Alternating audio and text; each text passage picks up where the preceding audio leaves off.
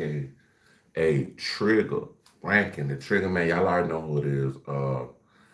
Y'all hit the like button, subscribe, share. Appreciate everybody. Y'all coming in. Spam the chat with your location where you come from. Um, you want to donate to the channel? Everything is in the top of the description of my actual YouTube page.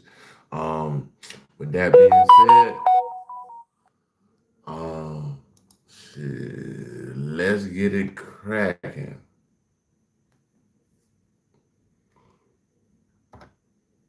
All right, so we about to do Uncle Ocho um nightcap. They're talking about Stefanski might want to be out of Cleveland because I guess they don't like the turmoil between him and Shador, so which is understandable. But I think he made it hard for himself. It wasn't the fact of you know um, yeah, it wasn't the fact that Shador was doing anything really to upset the team. It was just Stefanski just he had his guy and hold on, y'all, I don't know what's going on. Oh, let me cut the Bluetooth off on this thing real quick. See, that might be what's going on.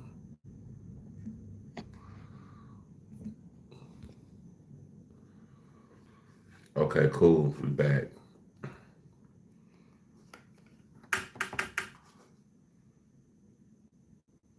Alrighty.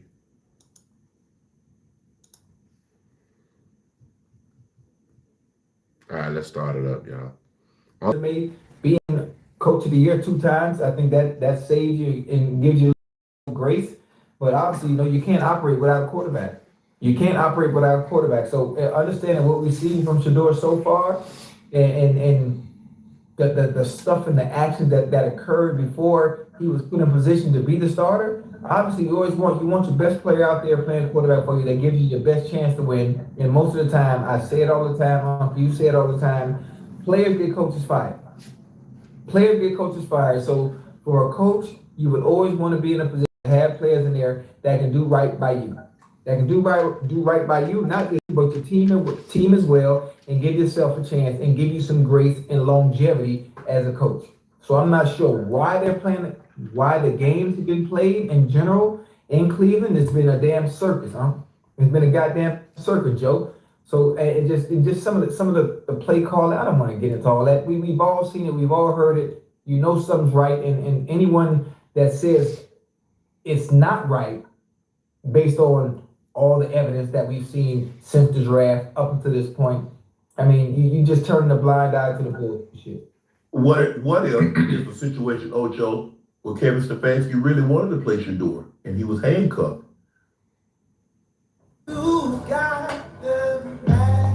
If you misplaced your card, slide to the right and the card's locked.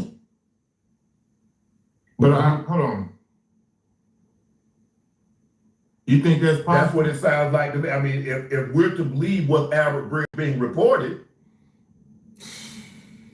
Yeah, they might get that coach up, bro. And what's crazy, if Coach leave, Coach Prime, if he leave college to do NFL, you know where he's going. He's going to Cleveland because they're gonna need him. How much say do we believe? How much say do we believe that Kevin Stefanski have on the final 53? How much say does he have in the draft? How much say does he have in free agency? Does he have say Mike Tomlin, like an Andy Reid, like a Sean McVay? He have a Mike Vrabel? You think he has that kind of say, Ocho? I would think so. Or Sean Payton? 2-time coach of the year would have some say so in some of the personnel that he brings in. I would think so. And I told him the other night, right, with some of the things that were going on, I felt like basically Kevin Stefanski was basically Nico Harris. Yeah. I felt he was He taking the fall. Yeah, you did. He's taking a fall for the upper management above his pay grade. That owner came out and said, "Listen, this wasn't my pick. I didn't want Shador." So I think he's taking the blunt and all the heat, and his hands are tied. So I mean, Uncle, what you said, it might be a possibility where he had no control over it, and maybe he did want him to start the whole time. But there's a pecking order, like we just talked That's what about. I'm gonna say, yeah. There's a pecking order. Third round pick. Oh well, he's a third round pick for a reason. So he's always going to get first dibs, no matter what. And you're not normally taking quarterbacks a third and because you're asking for trouble. The last time we saw somebody take a quarterback, because look, go back and look at Washington. Mike didn't want to take a quarterback, didn't want to trade that pick. Right. He felt they could sit right there where they were and get the quarterback that they wanted. He really liked Cousins. He felt he could get Cousins where they got Cousins and could be fine. Yeah. You in salary cap hell, because remember that was the year, that the uncapped year, and everybody dumped all their money in that. Dallas and Washington had to pay all that salary cap money because they had dumped all that in a non-cap year. And the NFL said, "Nah, you couldn't do that. You cheated." So they take a quarterback at number 2, and then they turn right around and take Cousins. How do you think this was going to work out, Ojo? You take a quarterback in the 3rd round, and then you take another quarterback in the 5th round? Yeah. How do you think this is going to work out? I think maybe security. That's the only thing I can think of. Security. You're asking for trouble. Understanding that Joe Flacco was going to only give you so much time left at his age. Okay, we got but are we sure Dylan Gabriel is the answer? You know what? We're not sure, so we're gonna take another one. Why you take it? Huh? Who goes into normally that's not how you draft, Joe. You don't draft the guy and say, well, he might not be it. If you think he might not be it, why you draft him? That's a good question. But I mean, I'm not going to the store. You buying a car? Man, this car might put me down, but I'm gonna go back. Yeah. But when we think about it statistically, from training camp to preseason, Shador has had the best statistics from what we've seen. Yes. You know what I mean? So to me, it almost kind of feels like perfect time. Like you say, Dylan Gabriel went third round, and Shador went 5th. It's kind of great. And if you think about it, look at Basically, what Shador has been 3 games. Shador has been 3 games.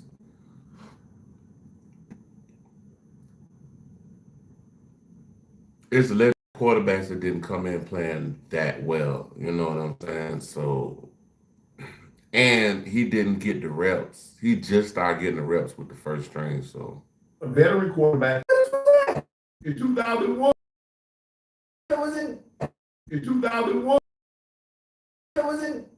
I was there. Yeah. I ain't know Randall was there. Hey, that's dope, man. So, notion that you wouldn't give a rookie that had the potential to go in the game any reps when veterans that have been starters have been the Pro Bowls. Yeah.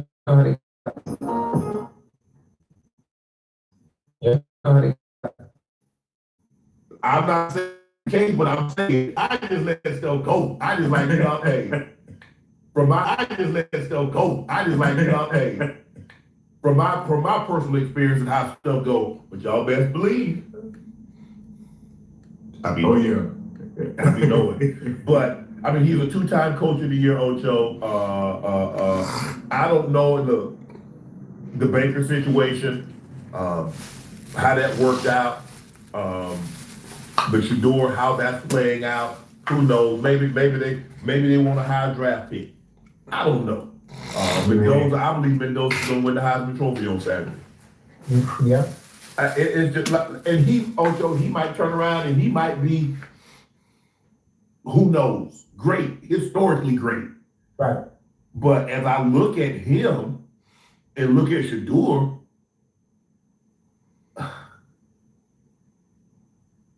I mean, if Shador had that kind of offensive line protection when he was in college, Are we sure? Yeah. So I don't know if Stefanski want out. Maybe that's a situation where they probably want him out. I don't think he'd be unemployed long. I mean, he is a 2-time coach of the year, Ocho. He is fairly young. But look, there are going to be some openings. What? Well, first of all, we already know there are going to be 2 openings in Tennessee and the Giants. And the likelihood there might be more. Who knows? It might be one in Las Vegas. Damn, You already? don't know. Damn, Pete just got there, huh? Yeah. Just be leaving too. But so Pete just got there. Just believe. Hey, the thing is, and NFL, the real Ocho, a couple of years ago, they sent that memo out. Man, y'all got to stop hiring and firing. Because think about it. The John Gruden thing, he got AP on the contract. He still got to pay that. Now you got Pete. So you got 3 guys that ain't coaching for you. But you still got to be paying, yo. And then, if you bring another coach in, you got to pay him. That's 4 and staff. Hey, that's impatience. So it's going to be very interesting to see how this thing plays out, Ocho. But at the end of the day, you know what's in that division. Joe Burrow's in that division. When he's healthy, he's unbelievable. The thing is that he's not healthy all the time. Lamar is in that division. Lamar is hurt. And he's missing throws, and he's not running like he once did, Ocho, because I think he's afraid he's gonna hurt that hamstring again. And so look, Lamar is missing throws that Lamar hadn't missed since his rookie year. Yeah. So in order for you to be in that division, your quarterback's got to play well. You got Aaron Rodgers. Now we don't know if he's gonna come back. Be at 42 and coming back. I don't know, but. You gotta have a quarterback in that division, just like the AFC West. You gotta have a quarterback. AFC South, quarterback. You got Stroud, you got Lawrence, and they had competent quarterback play in Indy for a while until he got hurt, and now it seems like it's going to hell in a handbasket. They brought a granddad out of retirement, so it's gonna be very, very interesting to see how this thing plays out in Cleveland. Hey, y'all think they gonna sign Phillip Rivers? Oh yeah. Yeah, they already signed it. Oh, did they? Right. Yeah. He The plays. question is he gonna start? Listen, hey, Joe. I mean, there's a relationship and Phillip Rivers. So the system, he's very familiar with it, and because he's so familiar with the system, all it is now is getting as much timing and chemistry as you can, with the offense. I can't wait till next year to see Shador just play a full season of football, bro. That shit it's gonna be amazing to watch next year, bro. They ain't got a chance this year, but next year, it's gonna get ugly, bro. It's gonna get real ugly, bro. With the players right now, but he's gonna start Sunday. I'm not sure out for what he does is he's giving and hoping the team a chance to keep their head above water because they still have a chance to make the playoffs, and they're just trying to see this. We're gonna keep these tires and see what Phillip Rivers can do for us, for the rest of the season to see if we can make a run at the playoffs and They got to. who's in there. They got to stay high because they gave those 2 first-round picks. Hey. They gave them 2 first-round picks, and the further you fall down the standing, the higher those picks are. Yeah. So guess what? Next year, now you mess around and be like the Indy of old. Yeah. Where the Jets gonna get a top 5 pick. Yeah. Well, they might have 2 top 5 picks because they don't look like they might be some slump because they're looking for a quarterback too. You're right back at square one. Hey, them injuries gonna take a while to heal, man. You ain't gonna be able to rush Daniel Jones back with them 2 injuries right there. The key. And that was the only reason they was playing. It was when that broke, I think it was a tibia or lower leg. Fibula. Yeah. So that's the only reason playing Ocho and Jones because they were in prime position to make the playoffs. That means the picks gonna probably be way on down there, 24, somewhere between 24 and 32. You can live with that. I ain't really trying to get no top 10, team pick, no early team, no top 10 pick. I ain't really trying to do that for you, bro. Right. Because they went all in. when you make that trade for Sauce Gardner, you're basically saying I'm all in. I'm jumping on this thing with both feet. Yeah. How long Sauce gonna be out?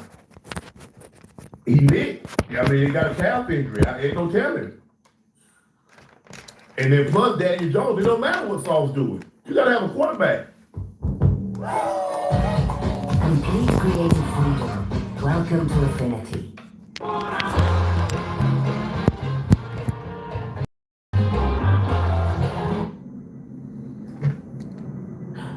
Hell, he can't throw the ball. Yeah, he might be 44, but that's all you got. That's all. Hey. And even at 44, Man, it's hard for me to believe. It's hard for me to believe that you couldn't scour 31 other teams' practice squad and say, "Hey, bro, this is an opportunity for you to start." absolutely not. I mean, they reached out to Sam Ellinger, who's on the Broncos practice squad. He said, "No, I'm good."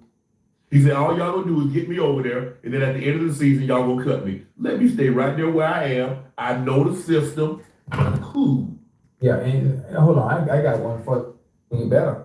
Who Even did? if they're all 31 other teams with 31 other backups, how many of those 31 other backups are better than Phillip Rivers even right now at 44? Well, we're gonna find out on Sunday. Right. And so I need you to bring your ass over here on Sunday. All right. Because you know this. Your spidey senses, even in the offseason, from the time your last game until the time you come back, your spidey senses have to heighten. They have to get back in alignment. They don't tingle like they once did. No. Can you imagine, Ocho? Can you imagine? Let's just say, for the sake of argument, Ocho, you 30. You don't play the game for 5 years, and they say, "You know what, Ocho? Come on back out," and you come back out there at 35. Boy, you gonna be running through man zone. They gonna be tearing your ass up. You gonna be. Oh. Yeah, I think if anything, he just Yeah. he's gonna be Because it ain't nothing changed, Ocho. It's like he was running. It's not like he was Michael Vick before he left. no, absolutely He not. was stationed. He had cement shoes on when he was 25. Shit, man, he gonna be Now handing they that just thing. led. He finna be handing that thing off. If y'all think When you see what they did, is that because they know Daniel Jones can't run like he once did, they stacked the line. They said, "No, we're not gonna let John JT beat us. Beat us throwing the ball." So they took that away from him.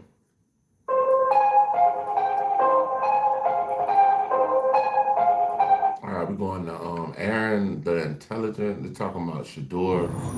Gemini, will this hand feed 6 adults? That ham appears to be 8 pounds, which should. Armand the Intelligent. All right, let's go to the NFL as we take a look here at the AFC playoff picture. 3 teams sit in the hunt at 6 and 7. Baltimore has the highest chances of those 3 teams to make the playoffs at 30%, while the Chiefs have a 12% chance, and then the Dolphins less than a 1% chance at 0.3. Mina Kimes joins us now, and as we look at the big picture and what's happening here in the AFC, and again in the entire. I don't know who going this year. But like I say, football is a crazy sport. It's game by game. So depending on what happened, it ain't like the NBA or baseball, it ain't no series. It's a game for game. So NFL, week 15, a lot on the line here. And so, RC, I'm actually going to start with you on this one. Which quarterback do you think is under the most pressure to perform? Oh, I think it's Jordan Love. I think when you look who Jordan Love faces this week in the Denver Broncos, it's Jordan Love continuing to show that he can be a quarterback that leads a team to a Super Bowl. There's been all these questions about who he is and who he can be and who he's following in Green Bay. And since the New York Giants game and Matt LaFleur putting the football in his hands to push the football down the field, to go win games on 4th downs, he's been absolutely excellent. He's playing at an MVP level. When you talk about the Staffords and when you talk about the Drake Mays and you look at the last 3 weeks, that's where Jordan Love is. He's now put his team in a position where they can be the #1 overall seed in the NFC after starting the season against the Detroit Lions in that manner. manner. And so I believe for him now, every game, every opportunity will be a referendum on whether or not they believe he's a Super Bowl caliber franchise quarterback. And it continues this week. Okay. What do you think, Stephen A? Quarterback. For me, RC, Dio, Mina, good to see you, Mina. I gotta tell y'all, the name that comes to my mind is Lamar Jackson. Listen, you're the Baltimore Ravens. There's expectations that came this year. Like, come on now. Do y'all realize that over the last 5 games, Lamar Jackson hasn't even completed 60% of his passes? Does anybody realize that? He hasn't completed 60% of his passes in the last 5 games. Clearly, he hasn't been healthy. I understand that even though he was running with the football a little bit better last week than I thought he did the week before. But it's just one of those things where you find the Baltimore Ravens, they obviously got a lot of problems, a lot of issues, but clearly he's one of them right now. He hasn't been himself. The expectations obviously are enormous. Josh Allen, to some degree, is living up to his. Lamar Jackson hasn't been over the last several weeks. That's the name that comes to my mind because I think that as I'm watching the AFC, y'all. You look at Jacksonville. I'm a huge fan of the Houston Texans and what I'm seeing them do. Obviously, the Denver Broncos, and then we look at Vrabel in New England with Drake May and these boys. The AFC is not going away. They're not going anywhere. Once upon a time, it was Lamar Jackson and Josh Allen. Are you finally going to knock off Patrick Mahomes? Well, Bo Nick said, you know what? You don't really need to worry about that because we taking the division. And damn it, we're going to assist in them not making the damn playoffs. So guess what? It's new blood in the AFC that ain't going away. And to me, the clock is ticking on Lamar Jackson and Josh Allen in terms of the opportunities that are available for them to finally kick down and do it. Nina? Yeah, it's Patrick Mahomes. You guys are looking at this from the perspective of like narratives and MVP and how do we regard them in their career. All that is great. If Patrick Mahomes loses this week, they're out of the playoffs. His playoff odds, the Chiefs' playoff odds rather, drop to below 1%. If they win, gets close to 20%, creeps up and up and up. Look, I understand this Chiefs team is not what it was, and if they get in the playoffs, I imagine a lot of us won't be betting on them to go all the way. I get that. But their playoff hopes are still alive, unlike, say, the Cincinnati Bengals, for example, even though people talk like that. So for Patrick Mahomes, he's got to win this week. Simple as that. If Jordan Love loses, they're still in the playoffs. Lamar, they still got a shot because the AFC North. If Mahomes loses this game, if he loses this game, they're not in the playoffs. Marbles for the Kansas City Chiefs. Man, those are some good names. Honestly, my answer is Why going don't to you be give Lamar. us one? It's going to be Lamar. It's going to be Lamar. Lamar, for me, is like, this was the runaway Super Bowl pick for most of us to go to in the AFC. I like that Patrick won. Just for conversation purposes, I do think it's worthy of having the Shedeur Sanders conversation. Yeah. Okay? And in a very, in a very like enlightening and positive way. Really good this past weekend. And I don't care the opponent. He did a lot of the things in an improved way that were his flaws. And in the hypothetical world where I don't think he's one of the quarterbacks under the most pressure just for this week. I think it's for the next month. I think when Shedeur has the opportunity here, if he plays this next month like he did this past Sunday, I think he makes Cleveland go, we're not going to move up for a quarterback in next year's draft. Now, if somebody falls to them, wherever they're selecting, a Dante Moore or a Mendoza falls to maybe the 6th slot, something like that, then we're having that conversation of taking them. But I think Shedeur has the chance to play in a way where you're going to force that organization, or at least the conversation to be had of, we don't need to go be overly aggressive. Absolutely. We don't need to chase. But that's a rare window for a 5th-round quarterback. That's a rare opportunity in a 4-week sample to go, okay, maybe he was underdrafted, and maybe we do have something here. If he does that in the next month, and I think this is a microscope opportunity to say and play, last week wasn't just the one-off. Because that's kind of what the preseason was, right? One game against Carolina, you're like, okay. And then a game against the Rams, you're like, ugh. Can he stack another game on top of another game on top of another game? Well, I think the other thing is, too, it shows that Shedeur Sanders earned that opportunity. Sure. Because let's be honest, it wasn't in the Cleveland Browns' best interest to elevate this 5th-round quarterback. You drafted Dylan Gabriel in the 3rd round. You acquired 2 veteran quarterbacks in the offseason. So he had to earn this opportunity. And you talk about the uneven play. There were signs against the Las Vegas Raiders that were things we hadn't seen from either quarterback that played prior or previously for the Cleveland Browns. And there were some struggles against the San Francisco 49ers. And then you watched him against the number 1 overall pick who was probably facing or who was facing a better defense. And Shedeur Sanders outplayed him. And so now you look at this 4-game stretch, I don't believe it's pressure. I believe it's opportunity. I believe it's privilege and all things that he earned through his play, and not only his play, through his leadership, through his actions in every post-game press conference, through the things that he said and the way that he's conducted himself. And when you look at Mendoza, who is probably going to win the Heisman, or Dante Moore at Oregon, I do believe that this class of quarterbacks gives him an even better opportunity to be the future of this franchise or the quarterback next year, because these aren't just runaway, surefire stars that are going to be in this next draft. Introducing Luxury's Most Wanted, the first ever Infinity QX80. Stephen A. Listen, when you talk about Shedeur Sanders, I stated my opinion yesterday. I don't want him in Cleveland. I don't trust him in Cleveland. I think that there's too much that has happened. There's been too much resistance. And me personally, I would love to see him show out and produce enough for him to be a viable asset that they can move on from. Let them find somebody they're comfortable with and they want. Because to me, I don't think that's the ideal situation for him. I'm not interested in getting into it because I'll get into it with Dan and we'll be arguing for the next hour about some of the things that I've seen and what I don't like. I'm just not. It's a debate show, but damn it, I ain't in the mood this morning, okay? Not for that discussion, all right? Especially considering the way we started off the show. I got other things on my mind. But when it comes to Shedeur is under a lot of pressure, but I mean, I feel like the young man got the poise to actually just, get over it, get over all of this bull.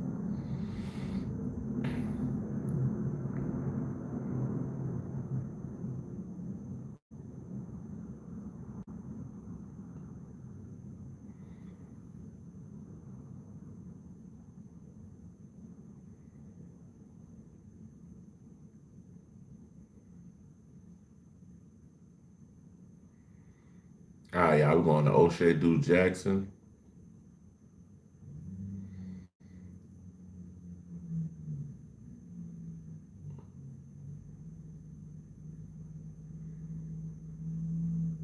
Talking about Atlanta.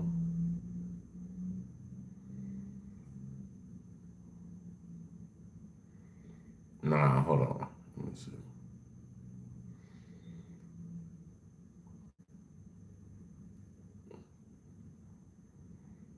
Nah, we'll do Hip Hop Buddha right quick. Let me see. Check out Hip Hop Buddha. Talking about Kodak Black vs. Jack Boy. Subaru and our retailers are the largest automotive donors to Make-A-Wish, supporting kids and families facing critical illness through the Share the Love It.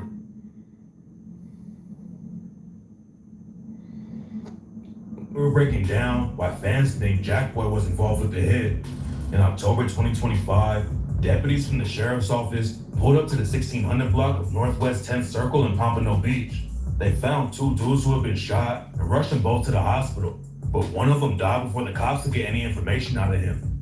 The shooter was already gone by the time the cops got to the scene, and nobody knows who pulled the trigger. Florida has a lot of wild places where everyone's ready to catch a body, but Pompano Beach is where Kodak Black came up, and that's why fans are tying Jack Boy to the shooting. After the shooting went down, Jack Boy hopped on IG to troll Yak and his hood. Jack Boy posted a news clip about the shooting and said, "Even though y'all don't like me, it's sad to see y'all boys keep dying every other week. Go get..." Jack Boy, that ain't the move, bro. What the first do is jump on the internet. You know what I'm saying? He say, even though y'all don't like me, it's sad to see y'all boys keep dying every other week. Go get y'all CDL license. I got trucks. I'm gonna put y'all on. Jack Boy, Jack Boy, Jack Boy.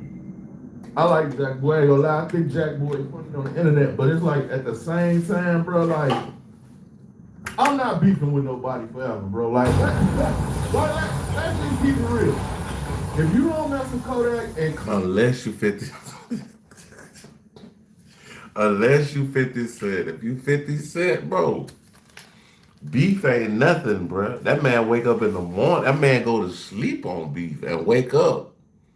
Kodak don't mess with you, why y'all been beefing for so long, bro? It's time to let it go. But I guess if you told 50 Cent about that, you know, about Ja Rule, he won't let it go. But the difference is, you know what I'm saying, 50 got shot 9 times. Hey, you know what I'm saying? It's like, I don't think Jack Boy ever got shot behind this or nothing like that. So if it ain't no blood been spilled, I've been having this war of words forever, man. It's time to let this stuff go. Bitch, y'all see the yellow license. I got trucks I'm gonna put y'all on. Then Jack Boy posted an IG story with Yak's track, Before I Go, with Kodak raps. Everybody gonna die before I go. Go. Everybody gonna die before I go. Jack Boy was letting Kodak and his homies know that they were gonna die before him. But there's no evidence that Jack Boy was actually involved with the hit in Pompano Beach. And a few months before that, Jack Boy also said he was willing to go to prison for life before he squashed anything with Kodak. Y'all best bet is be like, hey, bro, drop that with Jack, bro. I ain't laying down. Like, I'm gonna get back even if I get life. Trust me. Yak didn't respond to Jack Boy's trolling, but he sent shots at Jack Boy when he was streaming with a dude named Neon and said he wanted to see Jack Boy dead. Hey, look, what's your favorite fast food? Jack in a box. Jack in a box. Jack in a box, just Jack in a box. Yo, wild as hell. Come on, man, this gotta stop. Can't be doing that, Yak. Jack in a box? Hell yeah. Hell yeah. I like how it sounds. Fans thought Yak was crazy for talking about wanting Jack Boy dead because the cops already think some shooters trying to kill Jack Boy so they can get some clout from Kodak. Back in 2023, Jack Boy had a show in Sanford, Florida. After the show, Jack Boy and his crew hopped in the van and left the spot, but there were 6 whips full of shooters waiting for him. Jack Boy and his homies were riding around in the Sprinter van, but the shooters ended up hitting the wrong van. At the same time, there was a group of innocent women riding around in their own Sprinter van, and that's the one that the shooters sprayed up. They started dumping shots into the van because they thought Jack Boy was inside, but instead of hitting Jack Boy, they shot 6 innocent women who weren't involved with the situation at all. The shooters killed a woman named Princess Tolliver and hit up 5 of her friends. They had gone to Jack Boy's concert and were just trying to make it home. They took a beautiful last woman away from this earth, man. This shit's sad, bro. Y'all shot, first off, y'all riding around, want to throw your life away. Second off, you shoot up the wrong fucking vehicle, bro, like, and kill an innocent woman and injure 5 others, bro. Like, bro, help me make that shit make sense, bro. But unfortunately, that's not how it went down. The cops ended up booking 13 dudes who allegedly rep a crib set from Seminole County called On Top Forever, aka OTF. Kodak wasn't ever hit with any charges over the situation, but the cops said that OTF was watching Jack Boy and Kodak beef on social media, so they decided to jump in and take out Jack Boy so they can get some clout. Rappers get shot at outside of concerts all the time, but somebody really wanted Jack Boy dead, and they tried to slide on him at his crib inside a gay community. Rumors said that Jack Boy's brother got hit and had to be rushed to the hospital in a helicopter, but after it went down, Jack Boy hopped on IG Live and clowned the shooters for missing him. The beef cooled off for a while after Jack Boy's fans got hit up in 2024, but then in January, Jack Boy hot, right, clean, smack dab on the internet. I remember that. They like, oh, Jack Boy brother got shot. Oh, Jack Boy got shot. Man, that man went live so quick. January 2025, Jack Boy spotted Yak's custom Jeep and posted a photo with it. Jack Boy was letting Kodak know that he could still get touched, but Yak clapped back the next day, said he wasn't worried about anything because Jack Boy didn't even touch the Jeep. So it looked like I didn't touch my car. You ain't even touched it.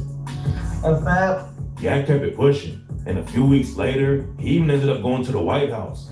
Kodak already had ties to Donald Trump because back in 2019, Yak was sentenced to 4 years in prison but got pardoned by Trump in 2021. Having ties to the White House is a big win for a street rapper, but Jack Boy clowned Kodak over the situation and called him a crackhead. celebrating that a crackhead went to the White House. Fuck you. Jack Boy's been calling Yak a junkie for a while, And he said that Kodak blackballed him in the industry and then ended up smoking crack. He tried to blackball me. Now you're smoking crack. Jack Boy isn't the only dude who thinks Kodak is tweaking on drugs though. Yak went viral for his Drink Champs interview in 2023, but it looked like he was tripping. And then the situation got even worse. Yak got arrested for cocaine business later, but he told fans that he was just sipping lean when he got arrested. The cocaine charge was fake, but he also admitted on live that he had smoked meth before. I done told y'all, I done told y'all I fucked with him. I done told y'all I did nothing fuck. Told me like the fuck, bro. I ain't in this shit, bro. I ain't around no cocaine or put people. So that you can't be doing no meth. What the hell you got going on, yeah? I told y'all I was a meth support. You can't be doing that. He said he wasn't a junkie, but Kodak was still acting crazy and made headlines again for throwing rocks at a reporter to try to ask him some questions. Kodak Black leaving the Broward County Jail Wednesday, throwing rocks at a local 10 photojournalist. The other photojournalists say called the cops. They were called after this outburst by Kodak where he threatened to punch me. Then in May 2025, Yak did a freestyle for On the Radar and raps. Still drop. Imagine getting out of jail and you probably finna be on your way right back. Cause when you get out, you wanna punch people and throw rocks. I recently purchased the most popular glucose meter online and decided to test it with you. If you have... Yeah, that is some wild work. That's what I be trying to figure out. Like how these rappers just get out of jail and do some dumb shit and go right back. Like Gucci Mane was on that shit for a minute, and then Gucci just, the last time Gucci got out of jail, bro, I don't know what that girl, how she steered him in the right direction or what changes he made mentally himself, but he ain't the same Gucci from back in the day, bro. Gucci used to go to jail damn near every other weekend, bro. Crazy. Bodies and albums, count them. Got a Phantom in a Lambo, 2 mansions in a Chevy, wedding. Tell them kids I ain't they stepdad. Young nigga with a meth habit, still flashing. And in October 2025, Kodak was live again and said he wasn't tweaking on meth, but he's tried it before. I'm down to fucking meth. Hey, but I'm saying them folk be on that meth, they be up for like days and days and days. I wonder do he do it to like stay up to produce a lot of music in the studio, or he just do it just to do it? Like I wonder what's the benefit. Kids. Don't do drugs. There's no benefits to it. During the same live session where Jack Boy called Yak a crackhead, Jack Boy also said he flew to Haiti to meet up with the Woo Lady, and that's why Yak fell off. Woo Ladies are women who do voodoo, and Jack Boy allegedly used one of them to get at Kodak. Yak's dad is from Haiti, and Yak has raps about voodoo before, like on the track Voodoo. I'll be to the angels, but the devil is stronger. Wondering why I'm in hell still. Nobody's nice. Nobody cares here. And after Jack Boy said he was using voodoo against Yak, he dropped the track Woo Lady and raps, ain't gotta go see no Woo Lady. What you think my grandma for? My granny play with voodoo, bitch. I feel like Fulio. Made $100 off a glitch, and I don't need the studio. Okay, cool, let's go. Talking shit, better not be at that stove. Jack Boy also aired Kodak out for dropping a track 6ix9ine. Yak has talked about hating snitches before, and that's why a lot of fans were shocked that he linked up with 6ix9ine in the studio. Yak was getting a lot of hate for the link up. But what? Man, I ain't gonna lie, I was shocked too, but that nigga, I think he owed Wack 100 a favor or some shit like that, and Wack got made it happen. At the same time, Kodak took that $1 million, so it is what it is. Wack 100 I mean, shit, I'd take $1 million to do a song with 6ix9ine. I wouldn't give a damn, bro. Y'all talk that snitch shit you want, bro. Shit, I ain't seen $1 million like that. I seen $1 million. I got 1 million views on YouTube, but I ain't got $1 million. Shit. Hey, I sang home, whatever. Tap down, whatever y'all need me to do on the track, bro. Did it because he got $1 million and a Rolls Royce for his feature. And a Rolls Jack Royce? Boy said the money. Oh, hell nah. $1 million and a Rolls Royce? Man, you got me fucked up. Come on, let's go. Let's do it. It matters though, in raps. Quit acting tough. You weak as fuck, little boy. I know the real you. Just to show, even with $1 million, that money can't unlame you. Did a song with the rap for $1 million. No real street nigga respect you. Surrounding yourself with pussy niggas, so none of them ain't gonna check you. Jack Boy wasn't the only dude who had beef with Kodak for linking up with 6ix9ine. An alleged Treyway affiliate named Billy Otto tried to hunt 6ix9ine down with a gun back in the day. And after Yak made the track with 6ix9ine, Billy Otto went on No Jumper and said Kodak is banned from Brooklyn now. I mean, I don't come in my hood and dap nobody up. You know what I mean? I feel like if Kodak goes to Brooklyn tomorrow, he's good. He's Brooklyn, but celebrated. he can't come to Bed-Stuy. Billy Otto. Who did your hair, folks? Oh, Billy Otto. Billy Otto, it look like a camel licked your head. Ain't gonna even lie, sit up there.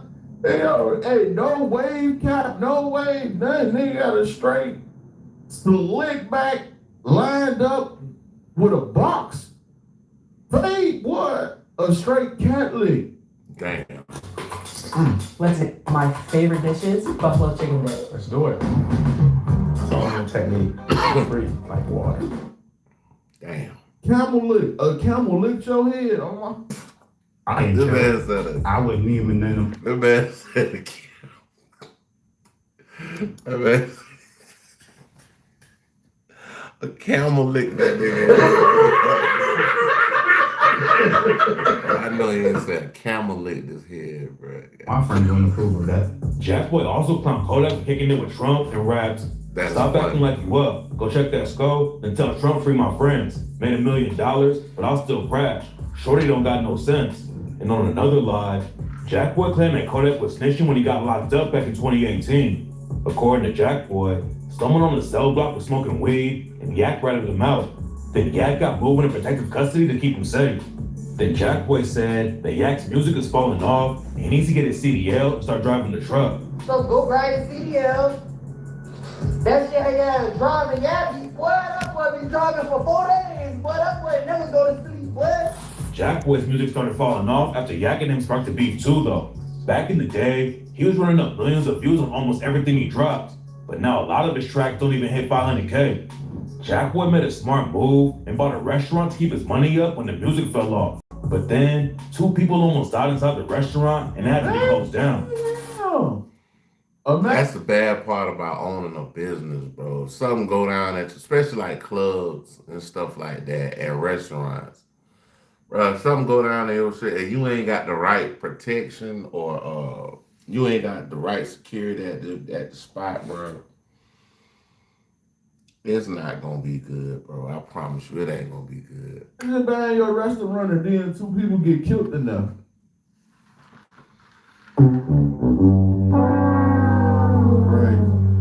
Jackboy owned a spot called Pierre with his homie Cleashon Hill in Oakland. Hey, yo, Pierre, you doing? Trying to get into business is a good move if you're a rapper. But the restaurant was over a year behind on rent and was about to go under. Then on May 2nd... A year behind on rent, my nigga?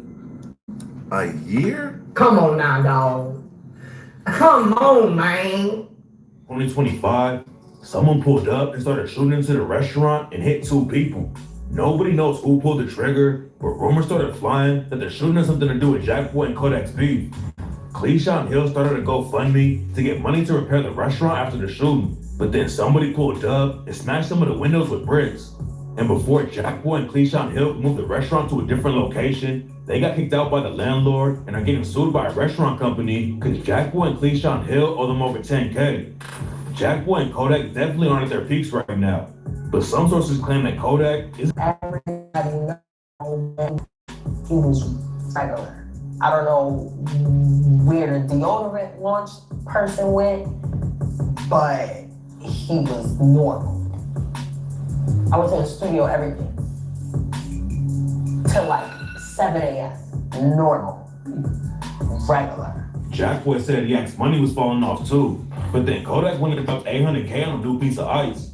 Jackboy also claimed that Yak doesn't have any real street ties, but one dude got stomped out after he was dissing Yak on IG Live.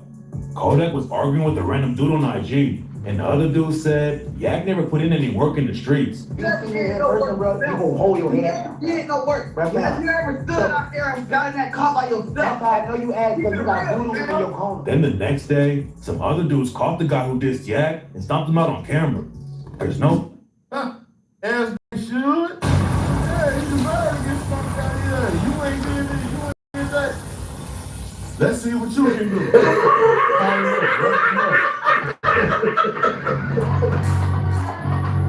It's crazy, You know what I'm saying? Put the pause on him. Cause he on camera talking all crazy. They had to throw the pause on him. No evidence that Kodak sent the goons though, and some sources claim that they just stopped the dude out because he was false repping their hood. Beefing with Jack Boy caused a lot of drama for Yak, but it looks like he's trying to switch up how he's moving. He dropped a new track called How to Let Go and talks about leaving the streets behind when he raps, trying to find a way, doing something different. Leadership. Can we let this beef go too, man? I mean, come on, man. People, started to lose their life, getting killed, all these back-to-back shootings. We got restaurants getting shot up, people getting shot up, attempts on people's life. We don't need this type of violence, man. Most people want to see y'all get back together anyway. I don't understand what all this is about anyway. Y'all really can make some money together. Just being honest, bro. Y'all can make more money together than apart.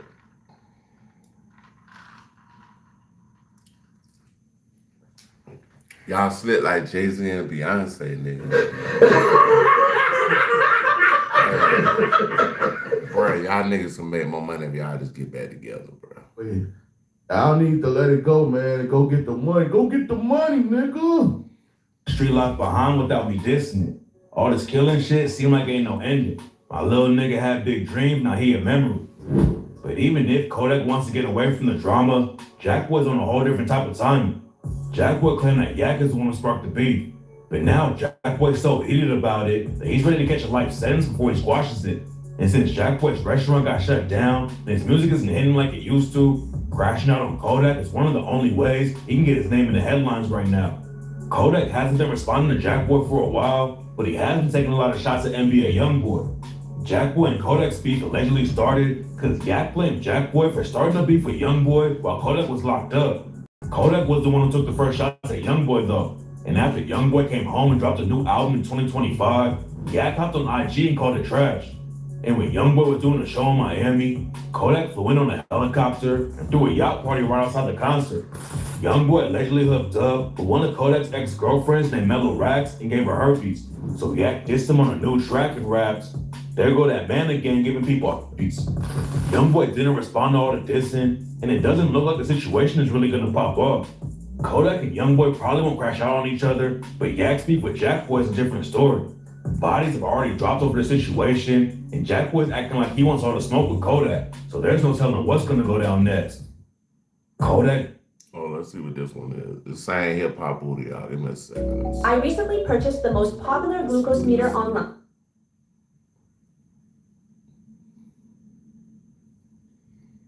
And decided to test it with you. If you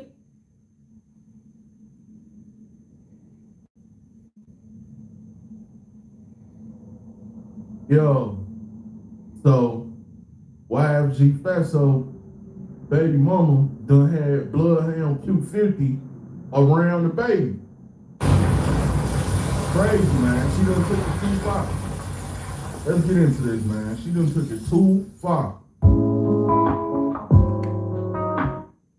It's crazy, dog. I'm gonna do another one, though. All right, we're going to Star Snitch. This one from 3 hours ago. See what they're talking about. Star Snitch. That's just like that one dude talking about he still tastes Diddy in his mouth. What? Guys, this is nuts. Sean Diddy Combs was still filming himself a week before he got arrested, months after the feds had already raided and taken all his tweets. And somehow that footage got to 50 Cent, who's now put it in his Netflix documentary. So you have something huge coming up, which is a documentary about P. Diddy, Puff Daddy, P. Diddy. Yeah. Did he do it, right? Yeah. I know you've been heavy on social media talking about it. He did it. And I'm the only one who's been vocal about this long before it actually.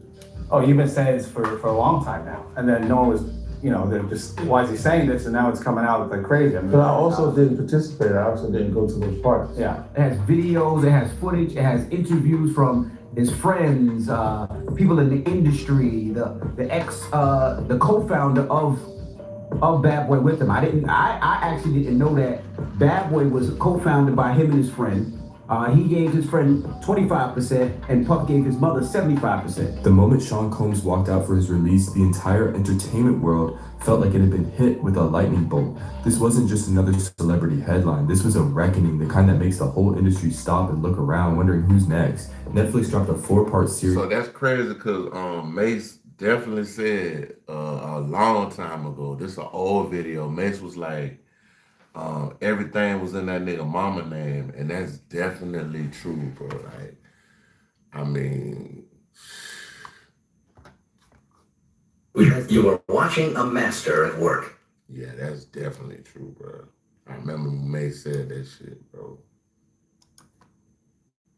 At the exact moment when Sean Diddy Combs was already drowning in the biggest crisis of his entire career, and the timing couldn't have been more explosive. Even though he's sitting inside federal prison serving a 50-month sentence for transportation of property, that wasn't the part that shook people. His legal troubles already tore down most of the walls that used to shield him, leaving him exposed in a way the public had never seen before. But the real shock wasn't the conviction. It was what the documentary revealed, and what the cameras captured that made people freeze in disbelief. The footage inside this series left viewers stunned, confused, and whispering to each other about what this meant for Diddy's legacy. And the wildest part? So you have something huge coming up, which is a documentary about P. Diddy, Puff Daddy, P. Diddy. Yeah. Did he do it, right? Yeah. I know you've been heavy on social media talking about it. And I'm the only one who's been vocal about this long before it actually. Oh, you've been saying this for a long time now. And then no one was, they're just, why is he saying this? And now it's coming out like crazy. I mean, But I also didn't participate. I also didn't go to those parties. Yeah. So a lot of the celebrity culture that you don't hear saying anything is because they participated. So was there a reason you never went to those parties back in the day? Obviously, I know what was going on there, but is there a reason you never did? I'm just not with all that. Like all of the stuff that he's doing, I'm not into that type of stuff. I'm just a little more, maybe you could say basic or normal. You go to the 90s and Kiki D said they paid him to kill Tupac. Yeah. So like with the craziest accusations, you had TMZ created a docuseries that went to Tubi, but the series is saying the downfall of Diddy. You're one of the first persons in entertainment to really call out people and kind of have that authority in that, to be able to call people out. I mean, which is pretty amazing. You're kind of, in some ways, draining the swamp of Hollywood. Yeah, I don't have a support system. I don't have a support system of people, of artists that I require to do what I'm doing. I've had to be on my own. So I don't necessarily. This is Buick now. Buick. So I don't necessarily have a responsibility to behave a certain way according to them. And if I didn't have an award-winning director doing it, if I hadn't put the right people in place to produce it properly, I would understand why they would question it down anyway. The person pushing this entire project forward is Curtis Caclier's 50 Cent Jackson, a man who has publicly joked about Diddy for over 2 decades. As soon as his name was attached, the internet went into meltdown mode. Everybody started asking the same question: is this a genuine attempt at justice, or is this a long-awaited moment of revenge? And once the trailer dropped, it became obvious this wasn't some sloppy, thrown-together documentary meant for quick clicks. It had real weight behind it. Director Alexandria Stapleton revealed they legally secured hours of private recordings that captured Diddy during the 6 tense days leading up to his arrest. You hear him on the phone with his lawyer, his voice tight and stressed. You hear him speaking to his son, trying to hold himself together as everything spirals around him. A new Netflix docuseries about Sean Diddy Combs is making headlines for its never-before-seen footage of the music mogul in the days before his arrest. Now, Combs is threatening legal action against the streamer for airing the unauthorized footage. Behind the series is Combs' longtime rap rival 50 Cent and director Alexandria Stapleton, who sat down with NBC News' Toy Malas ahead of tonight's release. Tonight, Netflix releasing never-before-seen video of Sean Diddy Combs filmed just days before his arrest on charges of sex trafficking and racketeering in 2024. The footage is part of a 4-part docuseries, Sean Combs: The Reckoning, premiering Tuesday. Behind the explosive documentary is Combs' longtime rival, Curtis 50 Cent Jackson, and director Alexandria Stapleton. How did you get that footage of Diddy I figured most journalists would not disclose their sources. The recordings give viewers an intimate look at Combs's mindset ahead of his criminal trial, even conversations with his legal team. Does he know y'all have this in the doc?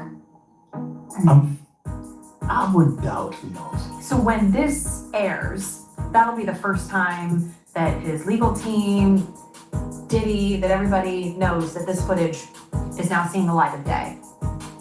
Perhaps. What was he intending to use it for? I have no idea.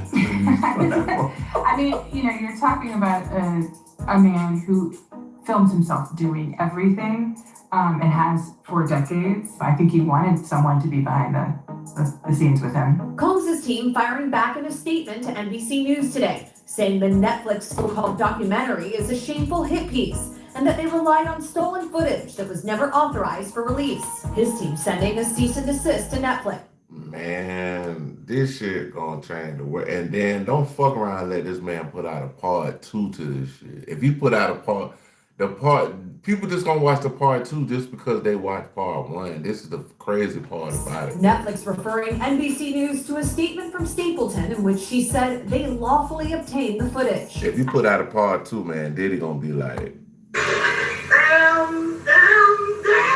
After a nearly 8-week trial, Combs was acquitted of the more serious charges of sex and racketeering and sentenced to 50 months in federal prison for 2 counts of transportation to engage in prostitution. Combs' team going on to slam Netflix for partnering with 50 Cent, who they say has been his longtime public adversary, something the Grammy winner denied, citing his own casting choices in his popular Stars franchise, Power. One could watch this and think that you really hate Sean Combs. Why would they be thinking that? Because of the things that you post on Instagram, because of Look at this. And let's stop for a second and do say that I hated him enough to hire his kids. And we've never done anything to each other. So it's just competitive energy and things that you say about other artists while you in hip hop culture. This documentary is he hired his kids. I don't. What happened? He hated him enough to hire his kids. Oh. because of the. Look at this. And let's stop for a second and do say that I hated him enough to hire his kids. And we've never done anything to each other.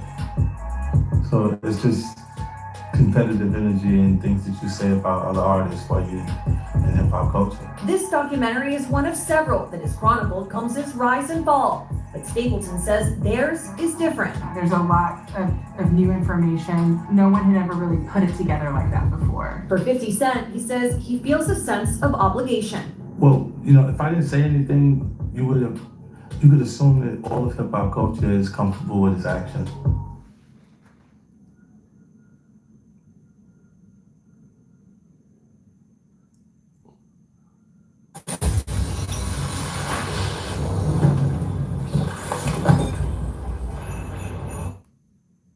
All of hip hop culture is comfortable with his actions.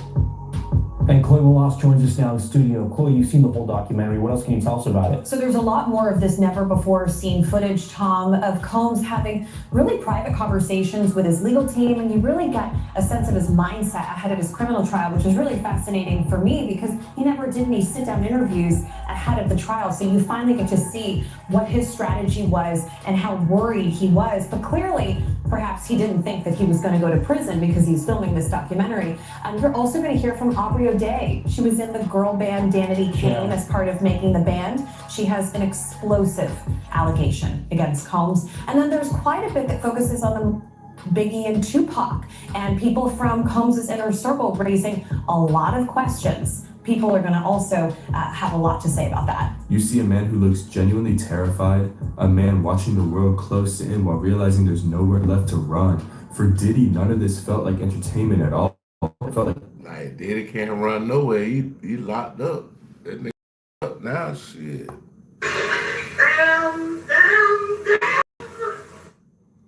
Pure humiliation, the kind that cuts deep and lingers. These were private moments he never imagined the world would hear. Moments that were supposed to stay locked away forever. Netflix keeps stressing that everything was obtained legally and that 50 Cent didn't sit in the creative chair. But to Diddy, none of that matters. What matters to him is simple.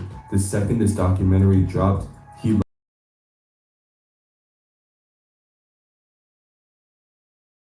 and insiders say he is furious in a way people around him haven't seen before. He truly believes this documentary could shift how history remembers him, and that fear is hitting him hard.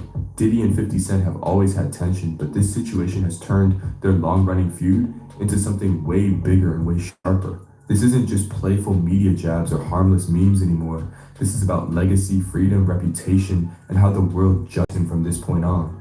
So they say, boy, we're gonna kill your legacy out here. That's nasty work. We're gonna kill your claim that the moment the trailer dropped, Diddy reacted instantly and intensely because he feels. Boy, I know that boy Diddy, boy. Woo. That's horrible, dog. 50 Cent crossed a line that can never be erased. From his prison cell, he has reportedly told people that 50 Cent has damaged his life, damaged his family's image, and pushed a narrative he believes is deeply unfair. And what hurts him even more is the fact that he cannot defend himself in real time. He can't hop online and speak directly to the public. He can't drop an interview to counter the story. He can't sit down and explain his version of what happened. Meanwhile, 50 Cent is out here talking, posting, teasing, and making it clear he had 50 might got 2 more parts to this shit. Like, knowing 50, how petty that nigga is, boy, shit. Nothing to apologize for.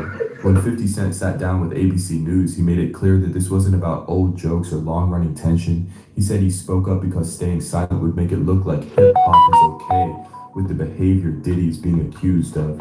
He said this documentary wasn't about revenge, it was necessary, and he wasn't going to pretend otherwise. Inside the music industry, a lot of people quietly disagree with him, but they don't say a word in public. 50 Cent is not one of those people. He's saying the things others whisper about behind closed doors, and he's doing it without hesitation. Diddy's spokesperson fired back fast, calling 50 Cent's explanation complete nonsense. They insist this is nothing but a personal grudge, a long-running vendetta dressed up as righteousness. They argue that Netflix is being reckless by allowing someone who has been publicly mocking Diddy for decades to be connected to a project centered around his downfall. These statements show one thing. People trying to downplay that whole man act and all like this. And let me just break something down to people that they don't know, because they sit up there and talk about, they only got him for prostitution in the Mann Act, but they got certain sectors in that Mann Act that has something to do with violence and beating people in the whole 9 yards. You understand what I'm saying? That's a segment in the Mann Act. And he had shown the participant of beating girls and had been violent towards and stuff like that. And it ain't only just the part of it. You understand? When a judge look at the whole scope of the thing, he knows the sectors in the Mann Act. You understand? But if that was you and I, check it out.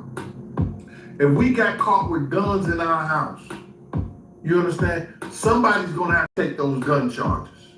And if the feds don't take up the gun charge, where do they go to, sir? Do you know where they go to? The state automatically picks it up. The state didn't pick up the gun charges. If the feds do not charge you with the gun, it goes to the feds first. Because first of all, the serial... He definitely had guns with the serial numbers knocked out. We seen that. The boy that nigga had some artillery. That nigga had AK-47 with the serial number knocked out that bit. Numbers and everything was scratched off of him. The state should have picked that up and charged him, and they didn't. Why? If it was you and I, anybody looked like you got your last name and rode on a boat with you, they would have got charged with those guns. And those guns would have held them up to either 5 or 10 years flat in the prison system. This clash has grown far beyond two celebrities exchanging comments online. It has become a full narrative war. Diddy believes he's being unfairly targeted, while 50 Cent believes he's holding someone accountable when no one else will step up. And now the world is watching two powerful personalities crash into each other with no sign of either one backing off. Even though the documentary mainly focuses on Diddy's final days before getting arrested, it doesn't avoid going into the history that has surrounded him for years. These allegations are not fresh rumors. They've surfaced over and over again in lawsuits, interviews, industry whispers, and stories that kept leaking out over the years. A big portion of the claims point to the culture and atmosphere surrounding Diddy's events. These gatherings have always been described as exclusive, tightly controlled, and hidden from the public eye in a way that made them feel mysterious and off limits. Several celebrities have said they witnessed things that made them uneasy. Like when you go to a birthday party and they have gift bags for everybody that comes that have candy and toys in them. Now, see, a lot of this stuff right here, bro, like the stuff about him messing with random people. Like we heard about this Usher, we heard about Bieber, we heard so-called something happened between him and Jay-Z and a 13. Like we heard all of this. None of this never came up in court. None of it. None of this shit came up with him messing with like Gene Deal said earlier, the guns. Like the guns was not caught up in the court. Like, bro, what I mean, you got AK-47s with the serial number knocked out of them bitches. So you're telling me at the freak off parties, they put children on the table instead of gift bags, and then people can do what? Take you off the table, even though it's against the rules to do certain things, like answer full house. That's against the rules. Like for me, that was against the rules, but that didn't matter.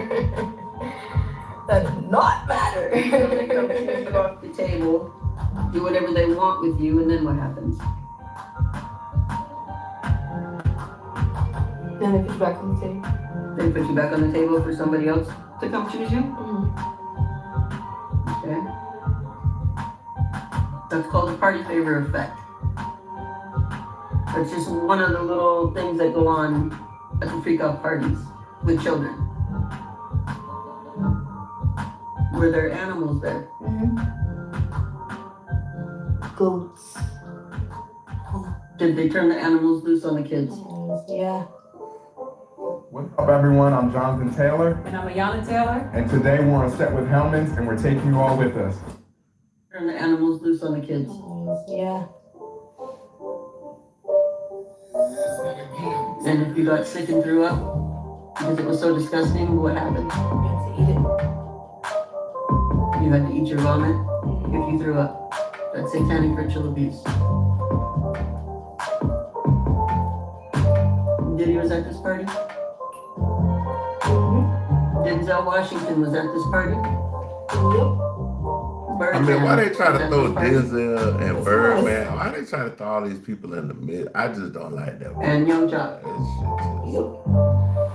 This man married, never had nothing come out on him. And you're telling me Denzel was there and it was after 1 o'clock when he supposedly left? And beanie socks and gold chain. So you're telling me Denzel Washington was buttoned? He had a beanie on, socks on, and a gold chain, and that's it. In front of children. Funny. Because he sure portrays himself to be holier than thou. So a lot of them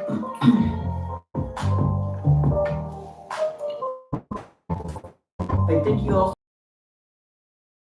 have a birthmark. left thigh. One of those men have a birthmark on their left thigh.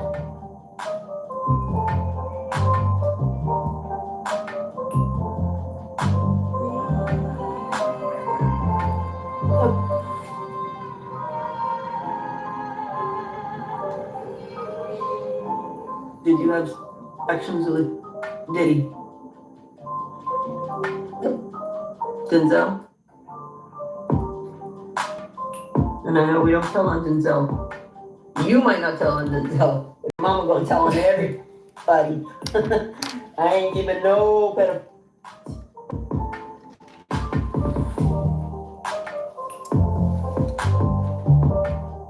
Denzel?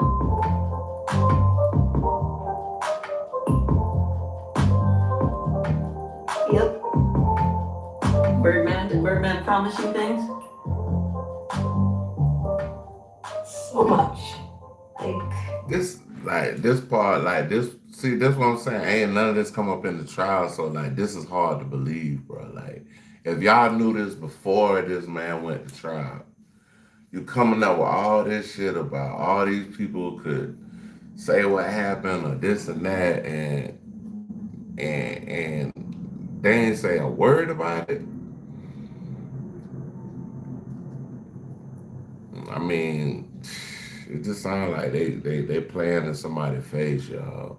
Like we promised Lil Wayne at a young age. Because you know we share the system together. Share a birthday together too. I know a lot of you have seen P. Diddy get guardianship of a lot of young kids. I'm not standing anything. That means he holds their contracts. I know you've heard me talk about Ali's contract and how often it gets auctioned off, and the things that come from that when it's auctioned.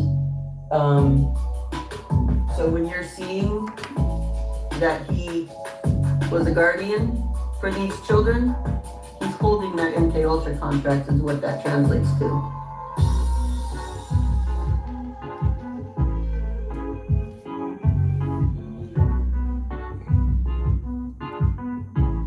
Were you the only child at this party? No, not at all. I knew so many kids at this party. Were there also so many celebrities? Yep. That whole they leave us there to die, that's not true. Others have said they were offered situations they had no interest in and didn't feel comfortable participating in. These stories have been floating around the industry for years, but this documentary is the first time they've been placed under a spotlight this bright. Some former associates even described the vibe at those gatherings as unpredictable because Diddy supposedly carried a level of influence that made people feel pressured to follow whatever direction he wanted. The documentary doesn't dive into anything graphic, it keeps it controlled and respectful, but it does bring forward interviews from people who explain how these private spaces were used for influence, manipulation, and control. Several interviewees claim Diddy created environments designed to test people, places where he could decide who was loyal, who followed the rules, and who would push their own boundaries just to stay in his circle. I didn't do nothing Puffy did.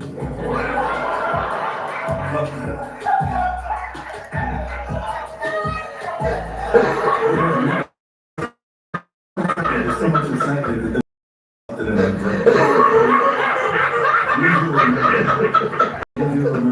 The foundation.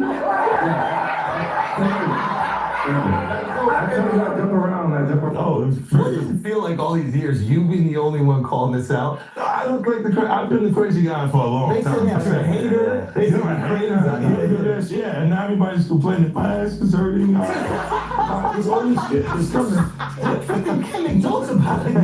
The internet might come for you, bro. All I'm saying It might come for you see it now. All of these complaints. People were damn they were pillaged. That allegedly came with being attached to someone that powerful. And one of the most talked about sections of the entire series is the part where the director goes back over old industry rumors.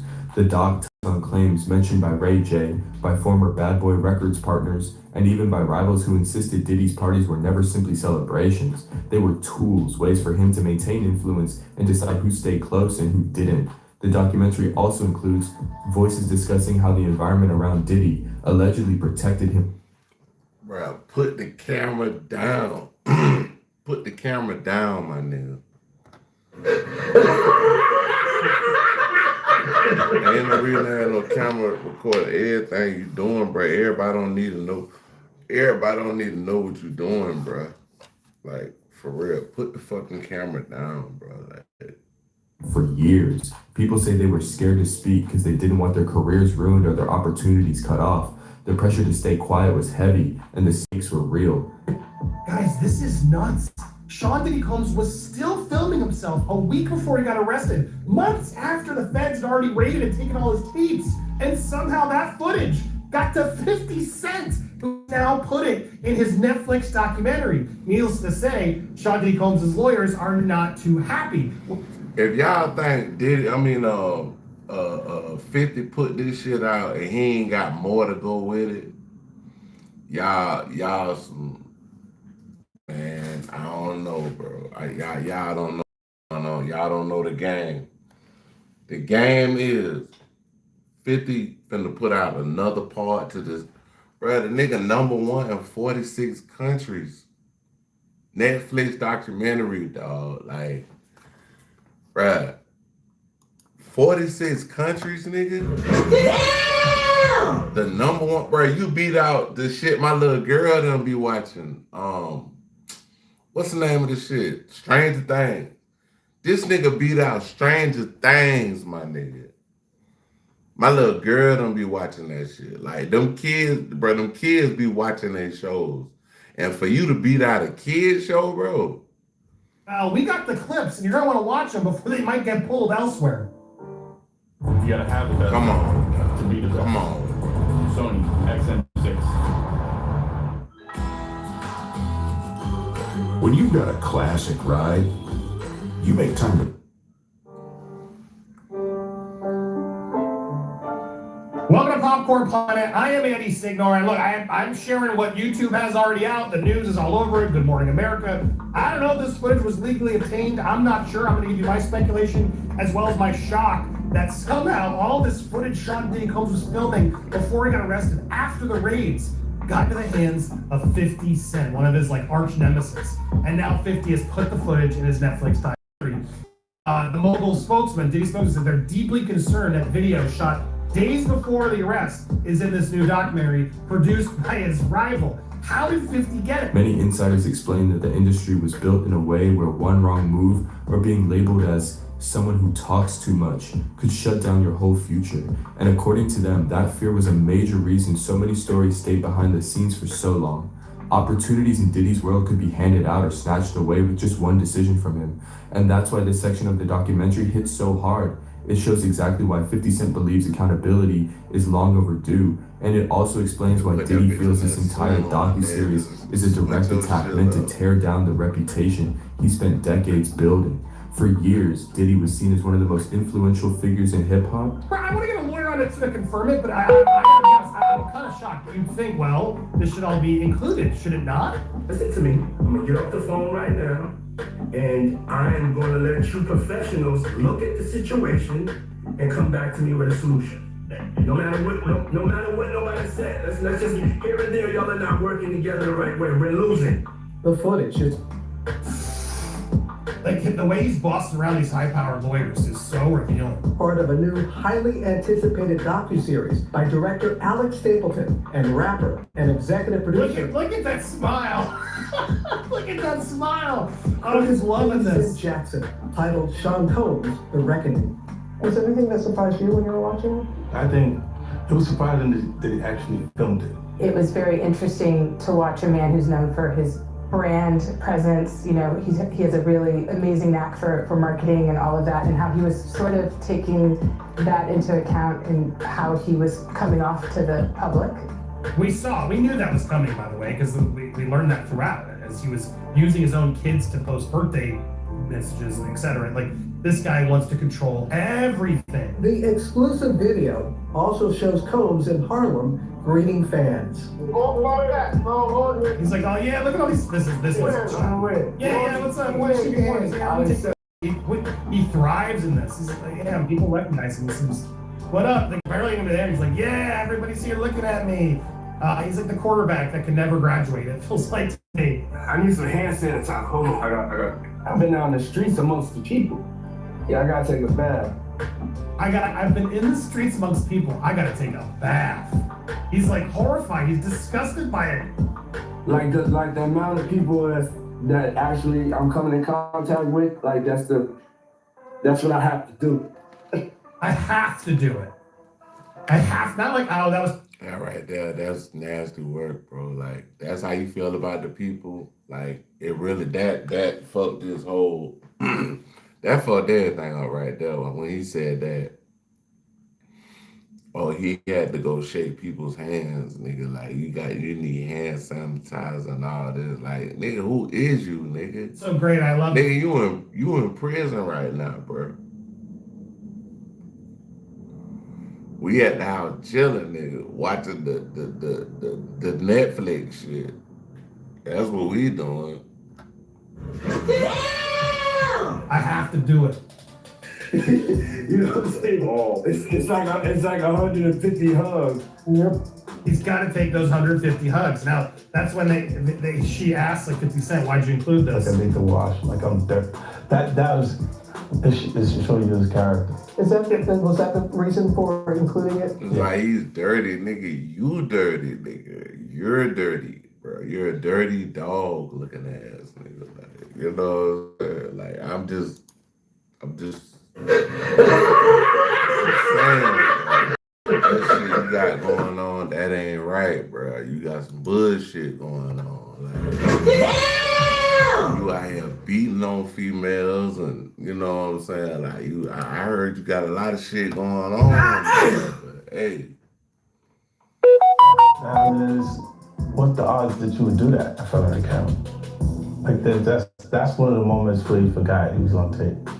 I think he does that a lot, surprisingly. I think he just lives his life with cameras. He was some of his most intimate moments, allegedly, with these freak-offs, right? Revealing his true self and the most, aggressive side of himself.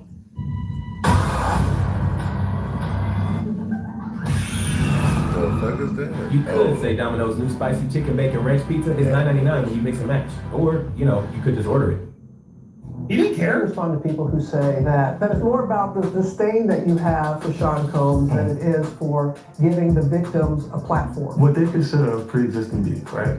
For 20 years, right? It's me being uncomfortable with him suggesting that he takes and all this. I looked at it like it was like a tester. Like, maybe you'll come play with me type of thing, right? And it's not personal. I think it's important. And she chimes in too, but I want to, before we hear her talk, he said, what a feud. I put 2 of his kids in my scripted TV shows. I just didn't like, he said, fruity S to me, and he said fruity S to me. I don't like that, LOL. And so, yeah, I mean, I think that's part of it. He just said it, I think, very clearly. Look, he was testing me. Are you in? Are you into play? Are you going to play along with me? Can I have some fun with you? I do think, clearly was it. Can you be my Paul? Someone whose reach went far beyond music. He shaped fashion, branding, culture, media, every lane he touched, shifted the industry in some way. When he stepped in a room, everybody paid attention. When he approved a project, people's careers took off. And this power didn't just come from wealth, it came from mystique, from the idea that Diddy knew how to operate in different worlds at the same time. But that type of influence can cover up problems too. Over the years, small hints kept slipping through, suggesting Diddy's control stretched much deeper than the public ever imagined. The documentary digs into these moments with interviews from people who once worked close to him, people who had a front row seat to how he moved. Some say they felt watched, some say they felt controlled, others say it felt like they were constantly being tested, like nothing they did was ever truly relaxed around him. Diddy has always denied any wrongdoing, but the stories paint a picture of someone who wanted to decide how people behaved around him, how they spoke, who they talked to, and who they were allowed to be connected with. Former partners say he built a loyalty-based system that made it extremely difficult for anyone to challenge him without risking their entire future. 50 Cent has spent years talking about power structures in the music industry, calling out how certain high-ranking figures hide behind hit songs, flashy events, and big business deals. So when he attached his name to this documentary, he wanted people to know he wasn't backing down. He was breaking the silence around individuals who use influence to protect themselves while everyone else stays quiet. Whether the public agrees with him or not, his involvement shifted the entire conversation and made the documentary impossible to ignore. So when he attached his name to this documentary, he wanted people to know he wasn't backing down. He was breaking the silence around individuals who use influence to protect themselves while everyone else stays quiet. Whether the public agrees with him or not, his involvement shifted the entire conversation and made the documentary impossible to ignore. It turned the whole situation from a simple legal case into a full cultural clash, with the entire industry watching every move like it's a high-stakes showdown. Diddy sees this as pure sabotage, a hit on everything he built. He feels like his whole legacy is being rewritten at the worst possible time, while he's locked away and unable to defend himself. That's why his team keeps insisting the footage was stolen, because they understand that once those recordings hit the public, the sense of control he held for so long disappeared in an instant. The release of the documentary split the entertainment world right down the middle. A lot of artists were shocked by what they saw in the footage, but they refused to speak publicly, choosing silence instead. And that silence became one of the biggest conversations online. Why won't more celebrities talk about Diddy's situation? Some insiders say people are scared, others say they're confused. Many believe that even if Diddy's influence has taken a huge hit, he still has ties to powerful executives for decades. The industry. I ain't being loyal to no motherfucking man. I be loyal to God, but I can't be loyal to no man, dog. Like, we ain't doing that, bro. Like, Artists do not want to risk choosing the wrong side. Everything he does is to benefit himself. Like, but in the most narcissistic, dangerous type of way. And he's getting caught doing more and more stuff that's keeping his time longer and longer in prison. Stuff he said he wouldn't do. But that's what this man's always done, is lied. Oh, Cassie's a liar. Cassie's a liar. She's ruining my reputation. And then the footage comes out. Oh, I'm deeply, blah, blah, blah, blah. I'm so sick of this guy. The fact that he thought it was wise to be filming himself, literally after the raid, that just shows this guy really considered he was too big to fail. And that's a motto I've learned in this industry. No one is too big to fail. No one. Everyone. Hey, you can't get bigger than the system. Who's ever fallen, go look about it.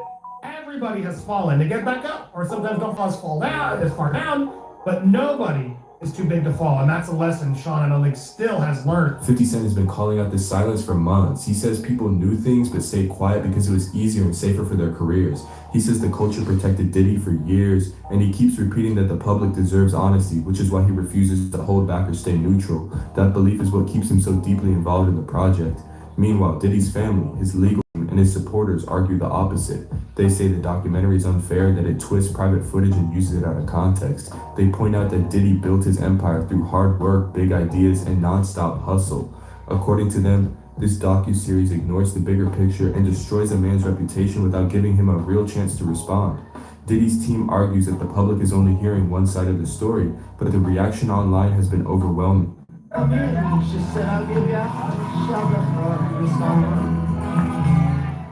This season, everyone deserves a little more, and the Mazda CX-50 delivers. Find more reasons to story, but the reaction online has been overwhelming. Some viewers were stunned by the recordings, watching them with their jaws on the floor. Others said the footage simply confirmed suspicions they've had for years. Some people claim the documentary pushed things too far, while others insist it didn't go far enough and barely scratched the surface. Social media has turned into a non-stop debate zone. Privacy, and the power that comes with fame. The biggest question running through every comment section: does this documentary tell the truth or just one version of it? And that question alone shows how far the narrative has shifted. The world isn't looking at Diddy as just a music mogul anymore. They're seeing a man whose story is now being shaped by others, and that's something he cannot stand. This tension between Diddy and 50 Cent goes way beyond celebrity drama. It has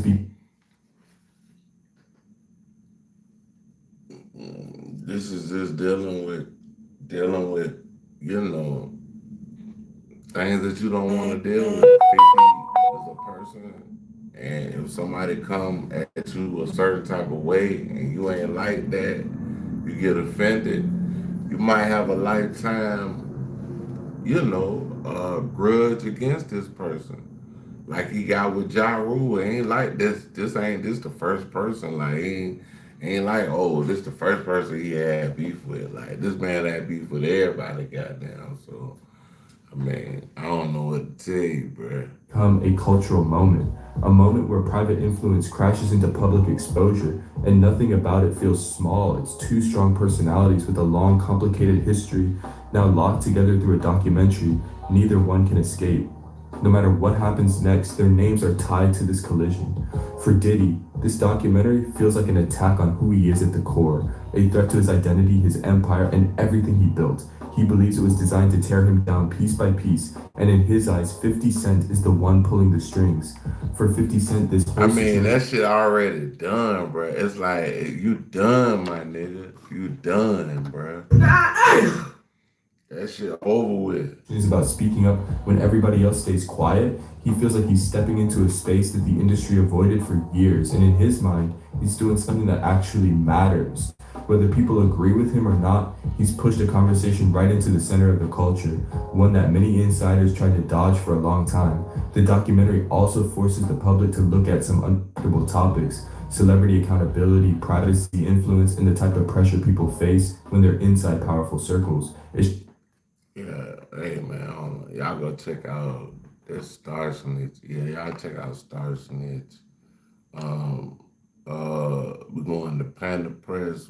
We're going to the Let better than 50 bouillon dots magic again. begin when you scoop a spoonful and stir it in. Chicken noodle. Chicken noodle. Noodle. Bruh, I ain't gonna lie. I did not expect this. 1 minute 15 is the dude exposing Diddy. The next minute, everybody and their cousin calling him a rat. And the wild part is, when you start digging, some of this backlash ain't coming from trolls. It's coming from actors, comedians, old rivals, industry folks, people who've been quiet for years suddenly found their voice. So yeah, something snapped, something flipped, and now the heat on 50 is looking way bigger than just some Instagram comments. So let's talk about why they calling 50 a rat after the Diddy doc, and why the backlash is out of control. Because once you hear the full story, you're gonna realize this ain't about a documentary. This is about the whole culture splitting in half. Man, you ever notice how fast the internet flipped? One day 50 Cent is the hero exposing the industry. The man shining light on darkness. And the very next day, bruh, he waking up to rat trending next to his name. And the crazy part, most of the people calling him that didn't even watch the documentary. They just saw folks crying, defending Puff, screaming loyalty. Screaming loyalty, nigga, like. And they jumped on the wave. But here's where it gets. They liking that nigga jail pictures on his Instagram. It's weird. The backlash ain't coming from fans only. Actors, comedians, industry heads, old beefs waking up from the dead. Everybody suddenly acting like 50 crossed the line. Red line. He exposed the dude facing half a lifetime of allegations, but somehow the streets flipped it into snitching. You don't find that suspicious? You don't find that suspicious? You don't find that suspicious? That right there tells you something deeper is going on. And out of nowhere, Marlon Wayans pops up. Of all people, this man don't beef with nobody. He too goofy for violence, too rich for drama, too peaceful for nonsense. But nah, he says 50 should let Puff heal, that 50 is doing too much, and that bad karma is coming his way for kicking a man while he's down. Are you serious? Are you serious, Brian? Bruh, Puff been up for 30 straight years. Nobody kicked him. He kicked everybody else. But Marlon softens it like, I knew Puff in college. I know his kid. I know. It's hard to watch. I knew that nigga. We do not care. And there it is. Old ties, old loyalty, Hollywood family bonds. And 50 ain't let that slide for half a second. Posted a white chick's pic of Marlon with the caption like, keep my name out your mouth, boy. Bruh, 50 responds before you even finish your sentence. He petty on autopilot. Where's the cousin? He said, Ja Rule. I said, well, he busy right now. Puff and Ja Rule runs out the room. Puff got his towel, John grabbed his towel, they bucket. Man, John says, you really want to go in that room? Go to the laundry? No. Those are the type of parties that I go to. I don't frankly go to some parties, and even if I go, like I said, been doing Diddy parties for 15 years, and I must say, you never let me down, Puff. Ain't no party like a Diddy party. Good time. I've never seen any of this. I don't know, Ja. Your song lyrics be talking about the stuff that they accuse Diddy of. Some people on social media are now accusing them of doing stuff with Diddy, and now I'm trying to defend their friend and basically make 50 look like the bad guy. Y'all say 50 Cent gone too far with the documentary. Y'all ain't saying nothing about that when it comes to these other folks getting documentaries done on them for all the egregious things they done. What do you guys think? Do you guys think that 50 has gone too far and needs to delete the documentary or not? Now this is where things get messy. The whole internet divided like it's the Super Bowl. One side yelling, he's helping victims. He's finally exposing abuse in the black community. The other side yelling, he's a rat. He's doing this for clout. He hate Puff anyway. Bruh, how both can be true at the same time? Think about it. 50 Cent is loud, petty, messy, and he always wants to win. But does that mean he's wrong for exposing abuse? Or does always want to win? Hold on, what we got there? He always wants to win. Hold on, let me roll up. This a tidget.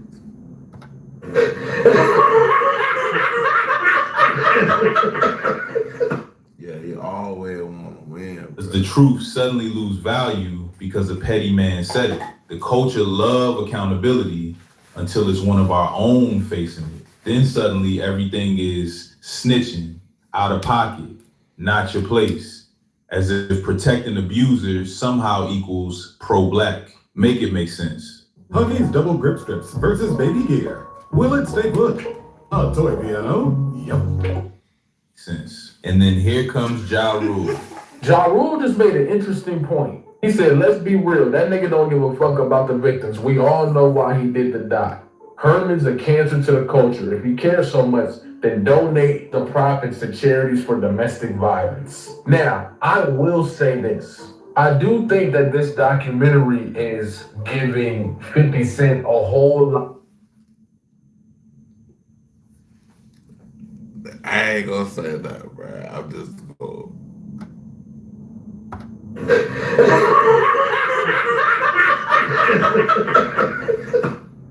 Out of popularity right now. I think a lot of people who are unaware of 50 Cent and Diddy's beef are genuinely thinking that 50 Cent is doing this for the greater good or something, right? When in reality, he's actually just stepping on his opponent while he's down, especially considering the fact that there's no telling what Diddy's gonna do if he gets back into a position. I also think that 50 Cent is going to wield this power to do it to other artists as well, and that's when things will get a little tricky. Diddy was the perfect person to do it on because at this point, we can all consensually agree that this is a wild dude. But I think you would be foolish to think that 50 Cent is gonna stop here. This is malicious intent, y'all. Bruh, this feud been alive longer than TikTok kids been breathing air.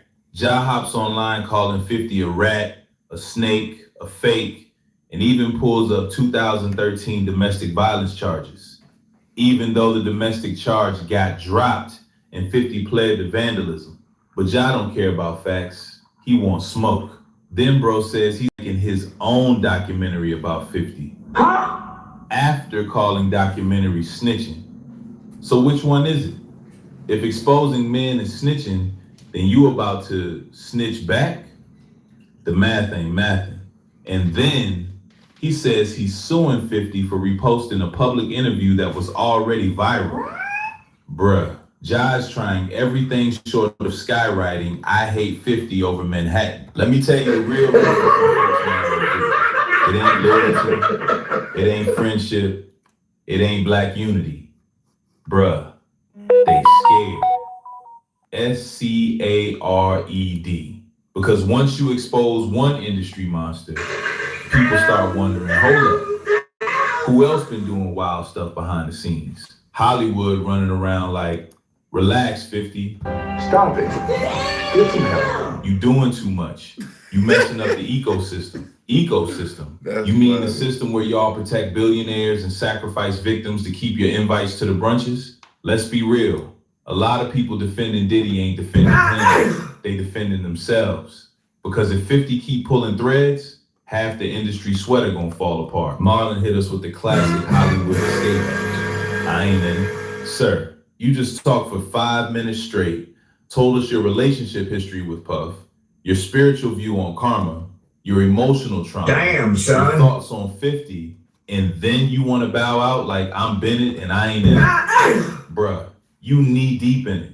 You standing in the middle of the ring with both gloves on. Too late to act neutral now. All right, so I'm gonna make it abundantly clear. I'm not here defending Diddy. I'm here because I got dragged into this because somebody asked me a question and I had an opinion. Nobody's wrong for giving an opinion about any subject, period. I'm not here defending Diddy. Don't let the narrative fool you or get to you. Once again, somebody's creating narratives. This is my point. So please look at the whole clip that I did and then look what happens with the narrative. And that's what I'm telling you. Y'all people don't be sheep. Use your brain, use your freedom of thought, freedom of speech, and don't ever let nobody bully you. Never. Don't let nobody bully you. You got me? Love. Now back to trolling this troll. That's what triggered the internet. Arch forward, break boundaries, keep winning. No matter what you drive, count on peak performance. Trolling this troll. That's what triggered the internet. You can't say I'm done with this Diddy stuff while simultaneously defending a man like he your college roommate who still owe you pizza money. And 50, bruh, 50 is the last person you want to poke.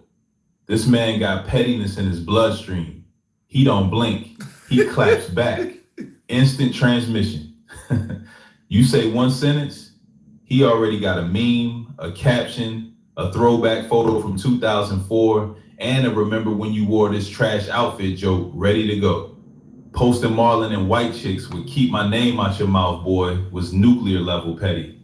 He didn't even argue. He just annihilated Marlon's whole vibe with one image. That's how 50 fights. No debate, just embarrassment. And that's what everybody's scared of. Not the rat stuff, not the documentary, but the fact that 50 will drag you publicly and you can't do nothing but sit there and refresh the comments. Ja Rule is losing his mind online, threatening lawsuits, dropping old accusations, posting allegedly every 3 seconds like it's seasoning. Bruh, if you gotta say allegedly that much, maybe stop talking. He even swore he's about to make a documentary on 50 after calling 50 a rat for making a documentary. Sir, are you listening to yourself? And the internet, they not rocking. Comments looking like, Ja, sit down. You lost in 2003. Stop. Bruh, don't you got a festival to scam? What is this? The Murder Inc. Revenge Tour? Nobody buying Ja's outrage. It feels performative. Like he just waited years for a moment to jump out and yell, gotcha. But the...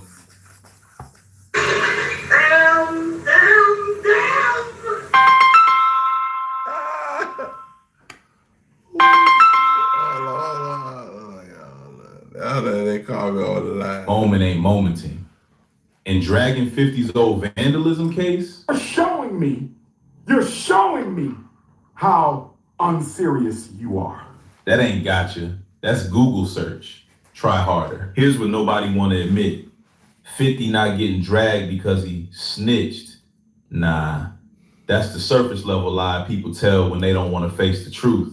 50 getting dragged because he broke the unofficial Hollywood rules.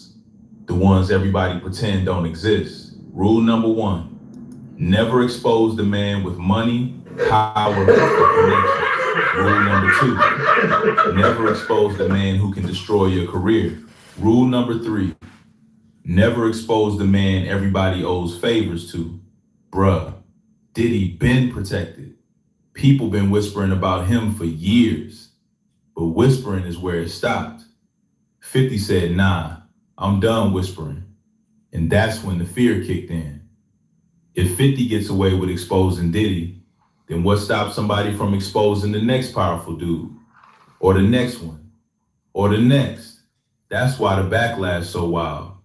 Not because 50 is wrong, but because 50 won't play the game everybody else scared to break. And this is where folks don't see the bigger picture. Damn. That 50 is a rat trend, smokescreen, distraction, a little magic trick to make you look left while the real fight happening on the right.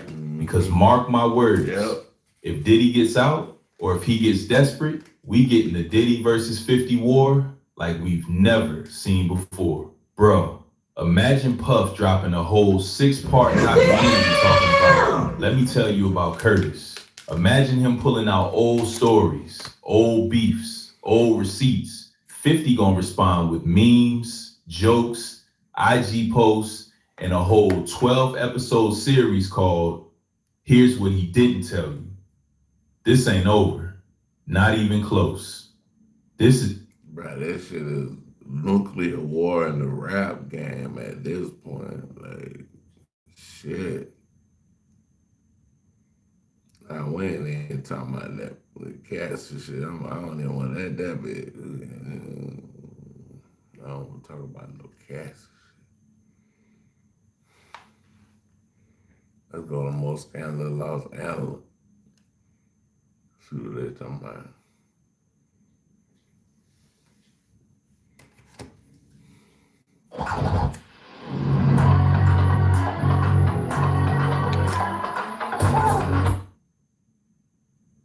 Hold on. We going on most scandalous, but hold on. This is- I told her I never denied that. I can think about hype that I went to the grand jury. Don't talk about it before he was even indicted.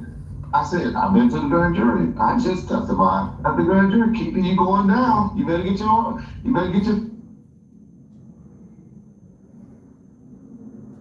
Hey,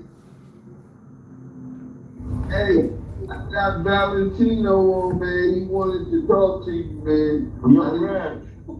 I was gonna give him a What's good, Reg? I'm giving you some time to get you said you want to show your audience or me that the documents that I got was authored, so I'm giving you some time because I have a lot of the privacy, the FBI Privacy Act I want to release. And I'm going to give you a fair time. The FBI, I'm talking about the bullshit. You think that the statement that was given in 2023? Yeah, I have more of that document. Only about 30. But that ain't no FBI stuff. That's fucking. Hold on, let me show you. Let me.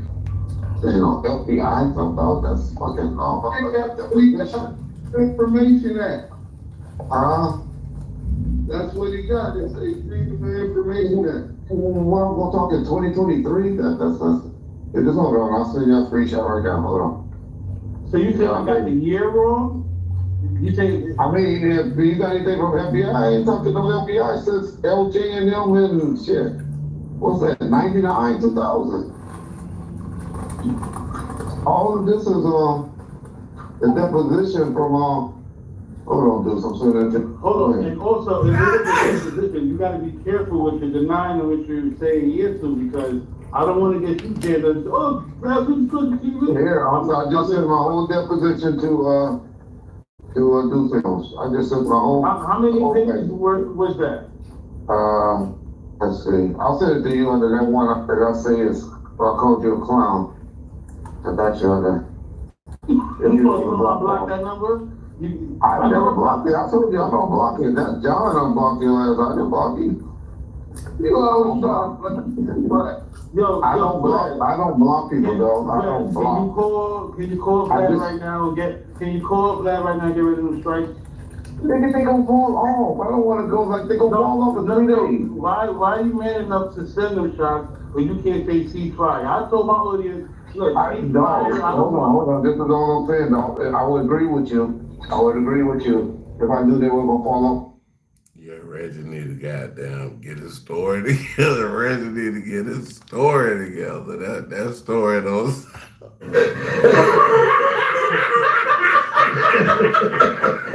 Reggie sounds like he's but it doesn't make sense. Why am I saying about a struggle?